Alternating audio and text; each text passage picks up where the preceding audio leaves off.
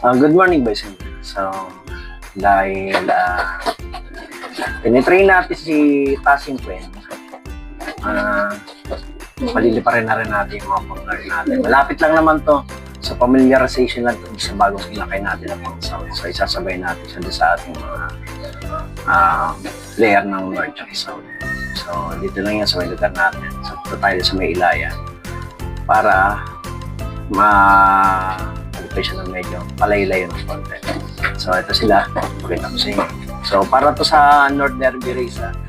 So, siya nga pala dun sa mga nakakapanood ng video ko na madalas nagsasabi na nakarami laro kami sa North Derby Race pero Sunny Race yun. So, alam niyo naman siya maganda sa pagsasalita. Nakakaranta. So, yung mga iba natin. Ayan. Dahil gusto lang lumabas at kakain na sila. So, pakita ko sa inyo.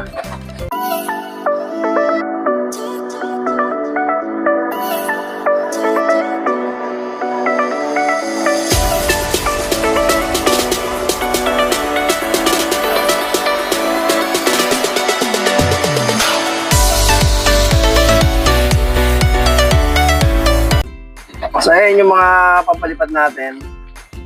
So, si Amber din natin sinama kasi si Amber is ipaparis natin. Ayan. So, disclaimer no animal harm while taking this video. So, ayan. Ayan sila. Ayan. Ayan si Tasing Queen. Ito, yung pinakabata. Ayan. Siya yung pinakawalan ko na nakaratas 2 days na hindi umuwi. So, 2 days siya hindi umuwi. Sa awa ng Diyos ay umuwi naman siya.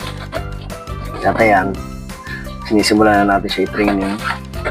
So, hindi pa tayo makalayo. So, kaya ginagawa natin, pinapatos natin sa mga ibang tropa natin para at least kahit pa-practice. So, yun nga. So, ginagawa lang natin itong familiarization para sa ibon. So, para magkaroon sila ng idea kung paano lumipad na sama-sama doon sa mga wide. So, paano? Tara, paliparan natin. So, good morning boys and girls. So, nandito na tayo sa ating favorite spot. Ayan. Hindi paboritong spot natin pag nag-train tayo ng Kalapate. So, doon sa mga unang nakapanood ng video ko, dito kami nagpalipad ni Cloud nun. Nung sinubukan namin si Willie at si Julia. So, dito, sa spot na to maraming baka rito. Napakalawak ng lugar na to. Ayan, makikita nyo. Ayan, lawak niya. So, masarap magpalipad dito. So, ito yung mga player natin. Papakita ko sa inyo. Ayan sila. Ayan, sabik na makalipad. So, syempre,